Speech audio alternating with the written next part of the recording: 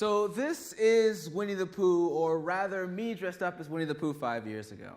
Now, how did I end up in this ridiculously uncomfortable outfit? Well, the 208 pounds of pure depression and self-hatred that I was at the time would have done anything to get people to approve of him. And now I realize how big of a mistake that was, and not just for being foolish enough to get put in that horribly itchy death trap. You see, the guy that you see up there became the guy that you see next to him, and the guy that you see right here, what I would like to call the perfect human being.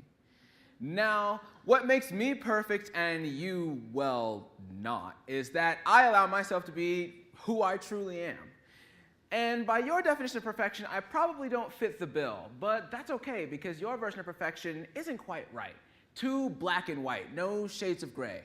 But that's not your fault, because the version of perfection that you probably inherited was passed on to you by someone who already thought that they were perfect. You see, they probably taught you that being perfect is desirable, which is true. They probably told you that being perfect will be difficult, which is also true. It'll take work. And then they also probably told you that if you're not perfect, you're going to spend the rest of your life unhappy, which, again, is true. So what's the difference between my version of perfect and yours? Everything. See, the version of perfect that you probably inherited was that of lacking flaw, which, in a sense, is true. You see, Merriam-Webster defines perfect as being free from defect or quality, defect or fault. The University of Oxford defines perfect as being free from defect or fault in condition or quality. And the University of Cambridge calls it being without fault or as good as possible. Now, these are all great definitions, but here's the one I want to give to you. The definition of perfection is not the absence of flaw, but the mastery of that flaw. Deep, right? I'm glad you feel that way, because it's my goal to show you exactly how you get to perfection. How do you get there? Well, don't spend your time trying to get rid of those flaws. You have to embrace them. But let me first establish what exactly I mean by flaw. You see, again, Merriam-Webster defines flaw as a fault or defect in structure. The University of Oxford defines it as a fault or defect in a plan, and the University of Cambridge calls it a fault or weakness in a person's character. You see, by those definitions, none of you have flaws. Not a single one of you. Ladies, how many times have you bought clothes, shoes, or gone someplace that you didn't necessarily like or made you feel comfortable, but you did it because you knew that it would make your friends think better of you, and it would make the people around you think better of you? Gentlemen, how many times have you been in emotional situations where perhaps crying or even talking about your feelings would have made you feel better, but you simply couldn't do it because it just wasn't macho enough? How many times have you bought clothes or shoes or some sort that were so expensive that you had to guard them with your life? You see, unfortunately, the society that we live in conditions us to believe that the perfect person only acts, talks, and thinks a certain way. But I ask, what's wrong with the way that you want to think? What's wrong with the way that you want to dress? What's wrong with allowing you to be the person that you want to be? Why must we cage ourselves for only our private eye to see?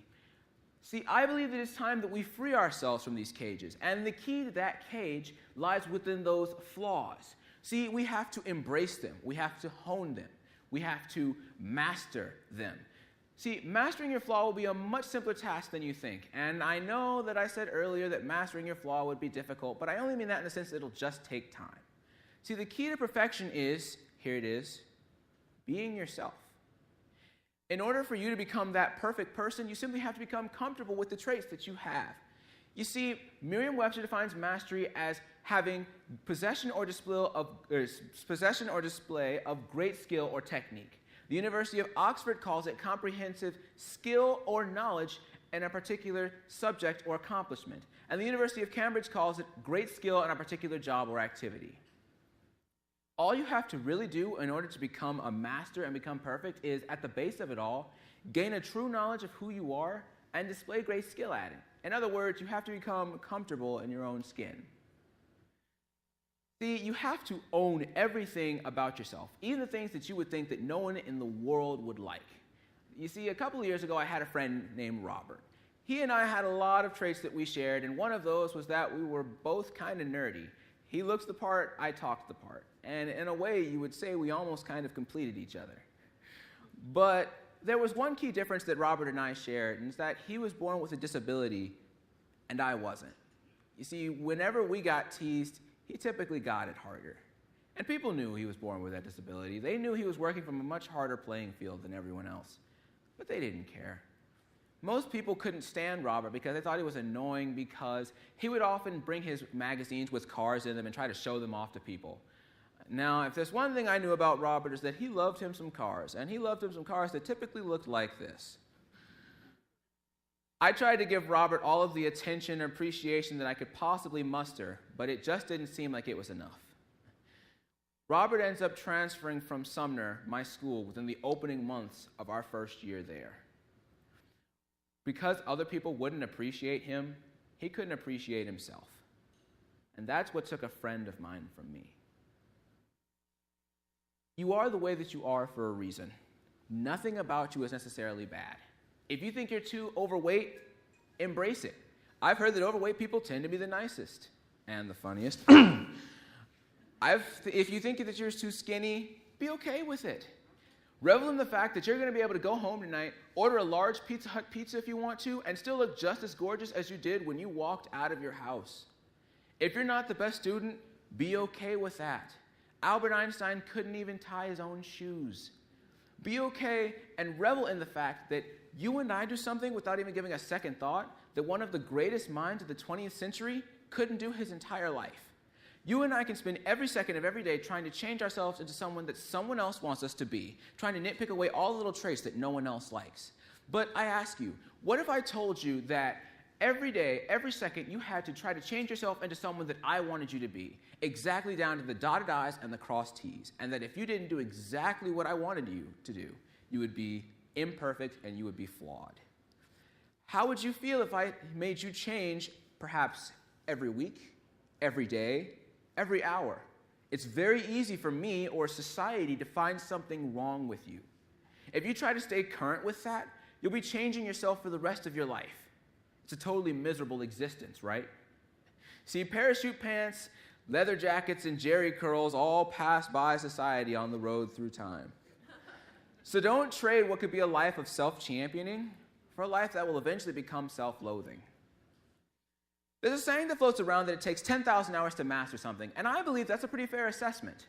You see, if you spend 10,000 hours learning who you are, becoming comfortable with who you are, and trying to champion who you are, you'd be a master in no time. But some people may not want to wait that long. But think about it like this. The average student will spend 8 hours in school every day, 5 days a week. That's 40 hours every week. Now, the average school year will consist of 36 weeks. That means that the average student will spend 1,440 hours in school every year. Now, if you can commit to being your honest self, even if it's just acknowledging and accepting one trait at a time, then within about 7 years, you'd be done. And I know that may seem like a pretty large number, but if you started in middle school and committed to being your honest self, you would be done by the time you graduated high school, when you have the rest of your life ahead of you. And that's only in school. If you can do it outside of the home, you'd be a master even quicker. And now, I'm sure that there are some people who still probably aren't sold on the idea of 10,000 hours being mastery, and I get that. But let me provide you with a more famous example. You see, in 1957, John Lennon and Paul McCartney would meet and create a group known as the Quarrymen. And it was really just a small group consisting of John Lennon and his friends from school. Now, 4 years later, they have gone to Hamburg, Germany, and are playing concerts for more than 6 hours every night. By 1963, with 4 more trips to Hamburg, Germany, they have played more than 1,200 shows and are beginning to hit their first real pocket of fame. The following year, in 1964, the Beatles have hit America and have played more than 15,000 hours on stage. So they were definitely masters of their craft. Now, truth be told, they didn't hit their fame for a while. They really didn't. But when they did, they wrote history in a way that no one has ever duplicated and ever will. You could think of any possible group who you could argue was more famous than the Beatles, and Time magazine would tell you you're wrong. Because Time magazine has stated that the Beatles are the most successful group of all time. Now, I can't tell you what'll change for you when you begin to embrace who you truly are. I can't tell you what you'll have in store. I wish I could, but I'm not a psychic. But what I can tell you is that something's going to change. Something will change. You see, 5 years ago, I couldn't get so much as a passing glance from a girl unless she wanted to copy my homework. But now that I am who I am, I have this. You see, I now have somebody who makes me feel important. I now have somebody who makes me forget all the nights I spent trying to wish I was someone different, trying to wish I was someone that everyone else could accept. And I don't have to worry about trying to change to please her because she fell in love with me for the me that I really am, not the me that I spent years trying to be. Be yourself. Because the longer you try to deny yourself, and the longer you try to deny all the traits that make you who you are, the longer you deny the world the perfect human being that it both wants, needs, and deserves. The world is always changing and it's always spinning. And if you try to spin with it and change with it, eventually you'll get dizzy and you're going to fall. If you try and take away all the character traits that make you who you are, you'll end up getting too light and you're going to float away. But if you can learn to champion everything that makes you you, if you can free yourself from the cages of societal expectations, if you can learn to embody everything that makes you who you are, then you will stay down on the earth where everyone can appreciate you for who you truly are. The road to perfection is going to be a long one. I won't lie to you. But as I've seen, the end results will be a road that you will not regret taking. But remember this, don't do it because I want you to do it. Do it for you, the real you. Thank you.